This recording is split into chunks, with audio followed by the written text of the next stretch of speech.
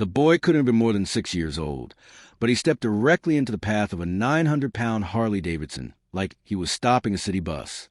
His tiny hand shot up in a universal gesture for a halt, his Spider-Man backpack sliding off one shoulder, his sneakers planted firmly on the coffee shop sidewalk. Marcus Thunder Williams, president of the Steel Riders MC, had exactly 3 seconds to decide whether to swerve into traffic or slam the brakes. He chose brakes. The massive motorcycle stopped inches from the kid's outstretched hand, engine rumbling like contained thunder, chrome gleaming in the afternoon sun. "Whoa there, little man," Marcus started, pulling off his helmet. "I need to sit on your bike." The boy's voice was matter-of-fact, like he was ordering lunch. No fear, no hesitation, just absolute certainty that this mountain of a man on this enormous machine would say yes. Marcus blinked. In 23 years of riding, he'd been flagged down by cops, by broken-down motorists, by people asking for directions. Never by a 6-year-old demanding motorcycle access. "Kid, I don't think. Please." And now the boy's voice cracked just slightly. "It's really important." Something in those words made Marcus kill the engine. He swung his leg over the bike and crouched down to the kid's level. Up close, he could see the boy's eyes were red, like he'd been crying recently. His clothes were neat but worn, and he was clutching something in his other hand, a crumpled photograph. "What's your name, son?" "Tyler." "Okay, Tyler. I'm Marcus, and I gotta ask, why do you need to sit on my bike so bad?" Tyler held up the photograph. It showed a younger version of him, maybe 3 or 4, sitting on a man's shoulders. The man wore a leather vest with patches, stood beside a motorcycle that looked a lot like Marcus's Harley. Both of them were grinning at the camera, like they'd just shared the best joke in the world. "That's my dad," Tyler whispered. "He died 2 years ago. He was a biker. He always promised that when I turned 6, he'd let me sit on his bike for real. Not just pretend. For real." Marcus's throat tightened. "I turned 6 yesterday," Tyler continued, his voice getting smaller. "Mom made me a cake. She sang happy birthday. But all I could think about was Dad's promise. And I know he can't keep it because he's gone. But I thought maybe." He looked up at Marcus with eyes too old for his face. "Maybe if I sat on a bike that looked like his, it would be like he kept his promise. Kind of." Behind them, a woman came running out of the coffee shop, panic written across her face. Tyler, I told you to wait inside while I..." She stopped when she saw the massive biker kneeling beside her son, the motorcycle, the photograph. "Ma'am," Marcus said quietly, standing. "Your boy just asked me something, and I'd like your permission before I answer." She looked between them, confused and terrified and exhausted all at once. Tyler turned to his mother. "Mom, please, just for a minute. Please." Recognition dawned on her face as she saw what her son was holding. The photograph. The one he kept beside his bed. The one he talked to sometimes when he thought she couldn't hear. Her eyes filled with tears. "You want to sit on the motorcycle?" "Dad promised," Tyler said simply. She looked at Marcus, really looked at him, saw the Steel Riders patches on his vest, saw the way he crouched down to her son's level, saw something in his eyes that told her this man understood loss in a way most people didn't. "Is it safe?" she asked. "I'll stand right beside him. Bike's off. Won't go anywhere. He just wants to sit in the saddle for a minute." Marcus paused. "I lost my brother 5 years ago. He rode with me, and if his kid ever asked me this, I'd want someone to say yes." She wiped her eyes and nodded. Marcus turned back to Tyler. "Okay, little man, let's make your dad's promise come true." He lifted Tyler easily, settling him gently onto the motorcycle seat. The boy was so small his feet didn't come close to the foot pegs. His hands barely reached the handlebars. But the smile that broke across his face could have lit up the entire city. "I'm on a motorcycle," Tyler breathed, wonder replacing the sadness in his voice. "Mom, look, I'm really on one." His mother pulled out her phone, tears streaming down her face, and started taking pictures. Marcus stood beside the bike, one hand resting protectively near Tyler, and something in his chest that had been hard and closed for years cracked open just slightly. "What do you think?" Marcus asked. "Does it feel like you thought it would?" "It's better," Tyler said, gripping the handlebars. "It's so much better. Dad was right. He always said being on a bike felt like flying even when you're standing still. Your dad was a smart man. He was the best." Tyler looked down at Marcus. "Did you know him?" His name was James. James Cooper. He rode with a club called the Brotherhood. Marcus straightened.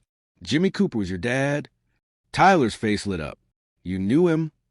"Kid, I rode with your father for 6 years before he passed. We weren't in the same club, but our clubs were allies. We rode together on charity runs, poker rides, memorial rides." Marcus's voice got rough. "Your dad was one of the good ones. Made everyone laugh. Never let anyone ride alone. Always first to help when someone broke down."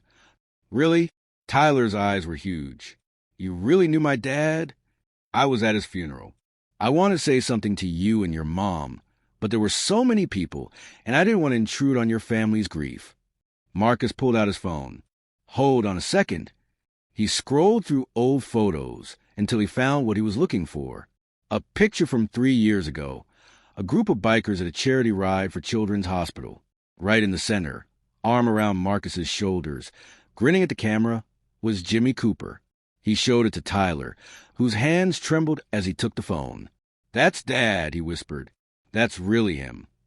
That was the last ride we did together. 2 weeks before the accident." Marcus crouched down again.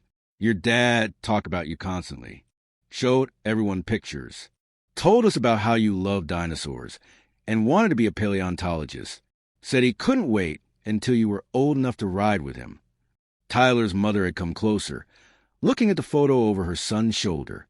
"James talked about you," she said suddenly. "I remember. Marcus from Steel Riders. He said you were one of the best men he'd ever ridden with." "He was better," Marcus said. "And he'd be so proud of you, Tyler. You walked right up to a stranger on a motorcycle and asked for what you needed. That takes guts. That's biker courage right there." Tyler sat up straighter in the saddle. "Really? Really? Your dad would have loved that." Marcus looked at Tyler's mother. "Ma'am, I know this is forward, but I want to ask you something. Would it be okay if I stayed in touch? Not in a weird way. I just think Tyler should know his dad's riding family. We've got photos, stories, memories. Stuff his dad said and did that might help Tyler know him better." She studied Marcus for a long moment. "You do that? For a kid you just met? For Jimmy Cooper's kid? Absolutely.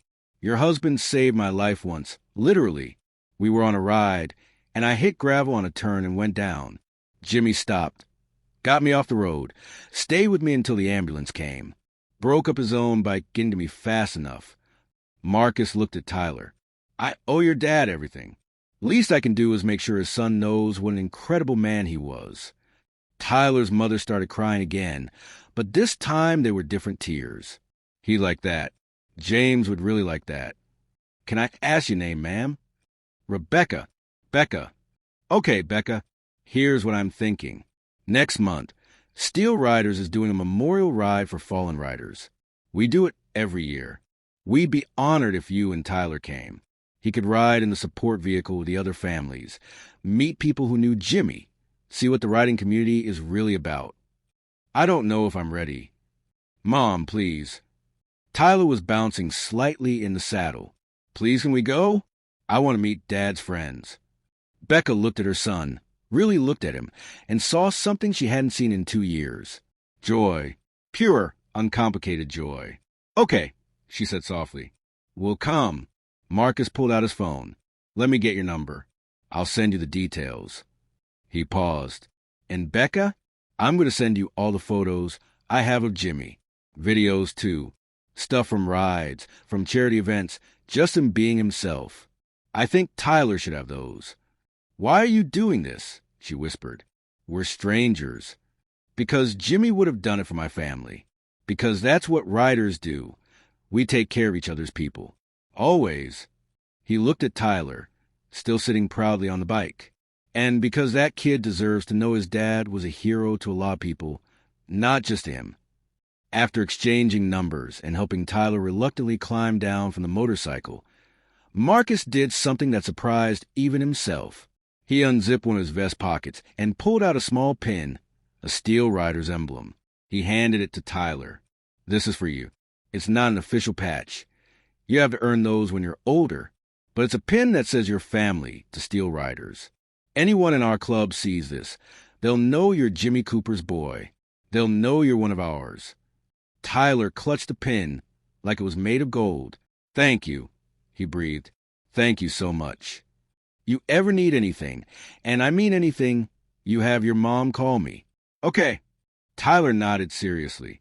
Then, impulsively, he threw his arms around Marcus's waist in a fierce hug. Marcus froze for a second, then wrapped his arms around the boy's small shoulders. "Your dad loved you so much," Marcus said quietly. "He talked about you all the time. You were his whole world." "I miss him," Tyler whispered into Marcus's leather vest. "I know, buddy. I know." When Tyler finally pulled back, he was smiling through tears. "Will you tell me stories about him? At the memorial ride?" "I'll tell you every story I've got. And I'll introduce you to 20 other riders who have stories too. By the end of that day, you're going to know your dad better than you ever thought possible." As Marcus mounted his bike and fired up the engine, Tyler waved enthusiastically. Becca stood beside her son, one hand on his shoulder, mouthing "thank you" over the rumble of the Harley. Marcus nodded, put on his helmet, and rode away. But 3 blocks later, he had to pull over because his vision was too blurred with tears to see the road safely. He'd stopped for a kid who wanted to sit on a motorcycle. Something so simple. But in that moment, he'd given Tyler something precious. A connection to the father he'd lost. A promise kept even though Jimmy couldn't keep it himself. Proof that his dad's community hadn't forgotten him. And in return, Tyler had given Marcus something he didn't even know he needed. Purpose. Connection. A reminder of why the riding community mattered. 1 month later, 50 motorcycles lined up for the memorial ride. Tyler rode in a support van, wearing a child-sized leather vest that the Steel Riders had made for him. Across the back, in careful stitching, Jimmy Cooper's legacy. Rider after rider came to introduce themselves, to shake his small hand, to tell him stories about his father that made him laugh and sometimes cry and always feel closer to the man he'd lost.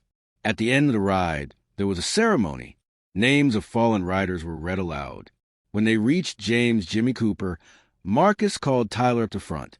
"This young man," Marcus said to the assembled riders, "stepped in front of my bike a month ago and demanded to sit on it. And when I asked him why, he told me about a promise his dad made. A promise Jimmy couldn't keep because he was taken from us too soon." Marcus looked down at Tyler. "But here's what I want everyone to know. Jimmy's promise is kept because we're keeping it. Every single one of us. We're making sure Tyler grows up knowing what his father stood for, knowing the community his father loved, knowing that he's not alone." The riders erupted in applause, engines revving in tribute. Tyler stood there, 6 years old, surrounded by 50 bikers who become his extended family, and felt something settle in his chest. His dad was gone. That would always hurt. But his dad's spirit, his legacy, his love, that was alive in every person standing here. Becca watched from the sidelines, tears streaming down her face, grateful beyond words for the biker who'd stopped when her son stepped into his path. 5 years later, 11-year-old Tyler could name every bike make and model. He spent weekends at the Steel Riders Clubhouse, learning maintenance, hearing stories, being mentored by men and women who'd known his father. On his 11th birthday, Marcus gave him a leather journal. "This is for you to write down every story you hear about your dad, every memory someone shares, every piece of wisdom these riders give you. Because someday, when you're old enough to ride yourself, you're going to carry your father with you. And this journal will remind you who he was." Tyler opened the first page and found a message written in Marcus's careful handwriting. "Your father promised to let you sit on his bike. I'm promising to make sure you never forget the man who made that promise. You're not just Jimmy Cooper's son. You're Steel Riders family. Always." When Tyler was 16, Marcus taught him to ride. They started in empty parking lots, progressing to quiet streets, eventually to open highways. And every time Tyler threw his leg over a motorcycle, he felt his father beside him. Dad would have loved this. Tyler said one afternoon, stopped at a scenic overlook during a practice ride. He's here, Marcus said. Every time you ride, every time you help another rider, every time you show kindness to someone who needs it, that's Jimmy living through you. Tyler looked at the man who become a second father to him. Thank you for stopping that day, for saying yes when I asked to sit on your bike. Kid, you stopping me was the best thing that happened to me in years. You reminded me what this community is really about. You gave me purpose when I didn't even know I was looking for it. Really, I was going through the motions, riding, working, existing, but you reminded me that what we do matters. That being part of this brotherhood means showing up for each other's families. That sometimes the most important thing we do has nothing to do with riding and everything to do with simply being there. At 18, Tyler got his first motorcycle, a used Harley that Marcus helped him rebuild. The first ride was to his father's grave, where Tyler sat on his bike and talked to headstone like Jimmy could hear every word. I kept your promise, Dad. Well, Marcus helped, but we kept it. I'm on a bike. I'm riding. And I'm going to spend my life doing what you did, being part of something bigger than myself, helping people, showing up when someone needs it. He paused, emotion thick in his throat. I stopped a biker once, stepped right in front of his Harley, and made him listen. It was the bravest thing I ever did, and it gave me back a piece of you I thought I'd lost forever. The wind picked up, rustling through the trees around the cemetery, and Tyler could have sworn he heard his father's voice. That's my boy. That's my brave boy. Marcus stood back, giving Tyler privacy, but watching to make sure he was okay. This kid who demanded to sit on a motorcycle at 6 years old had become a young man who embodied everything good about the riding community. At 25, Tyler became a patch member of Steel Riders MC. During his initiation, Marcus told the story of how they met, how a 6-year-old boy with more courage and sense had stepped in front of his bike and changed both their lives. Tyler doesn't just carry his father's legacy, Marcus told the assembled riders. He's building his own, and I couldn't be prouder if he was my own blood. Now Tyler rides every weekend. He mentors kids who've lost parents. He organizes charity rides for families in crisis. And whenever he sees a child looking longingly at his motorcycle, he always stops, always says yes, always honors a promise his father made and Marcus kept. Because that's what riders do. They show up, they remember, they take care of each other's people. One day, Tyler was stopped at a red light when a small girl approached, holding her mother's hand. "Excuse me," she said shyly. "Your motorcycle is really cool." Tyler smiled, killed the engine, and crouched down to her level. "You want to sit on it?" The girl's eyes went huge. She looked at her mother, who looked uncertain. "It's safe," Tyler promised. "I'll stand right here. She just wants to know what it feels like." The mother studied him, saw the patches on his vest, the kindness in his eyes, something that told her this was a man who understood children and loss and the importance of simple moments. "Okay," she said softly. Tyler lifted the girl onto his bike, and her face transformed with pure joy. "This is amazing," she squealed. Her mother pulled out her phone to take pictures, tears in her eyes, and Tyler understood. He didn't know this child's story, but he knew that look. He'd seen it on his own mother's face years ago. After helping the girl down and watching them walk away, Tyler felt his phone buzz. A text from Marcus. "Just heard what you did. Your dad would be so proud." "Hell, I'm proud. You're paying it forward. Kid, keep being exactly who you are." Tyler smiled and texted back. "Learn from the best. Love you, Marcus. Love you too, son." Because that's what they'd become. Not by blood, but by choice. By a 6-year-old's courage and a biker's compassion. By a promise kept and a community that never forgets its own. Sometimes the most important moments in life start with someone brave enough to step into the path of something bigger than themselves and ask for what they need. Sometimes saying yes to a simple request changes everything. Sometimes the family you choose is just as important as the family you're born into. And sometimes a boy stopping a biker leads to a lifetime of brotherhood, love, and promises kept across generations. Tyler still has that photograph, his father and him, both grinning at the camera. But now, he has hundreds more. Pictures of him with Marcus. Pictures of him with Steel Riders. Pictures of him carrying on his father's legacy. And in his wallet, he carries that pin Marcus gave him 12 years ago. Worn now, the edge is softened by time, but still precious. Still a reminder of the day everything changed. The day he was brave enough to stop a motorcycle and ask a stranger to help him keep his father's promise. If this story touched your heart, share it with someone who needs to believe in the power of community. Subscribe for more true stories that prove compassion changes everything. Comment below about a time a stranger showed you unexpected kindness, or a promise that mattered more than anything. Because every act of generosity creates ripples. Every yes to a child's request matters. Every promise kept honors those we've lost. Be the Marcus in someone's story. Be the person who stops when a kid asks for something simple but meaningful.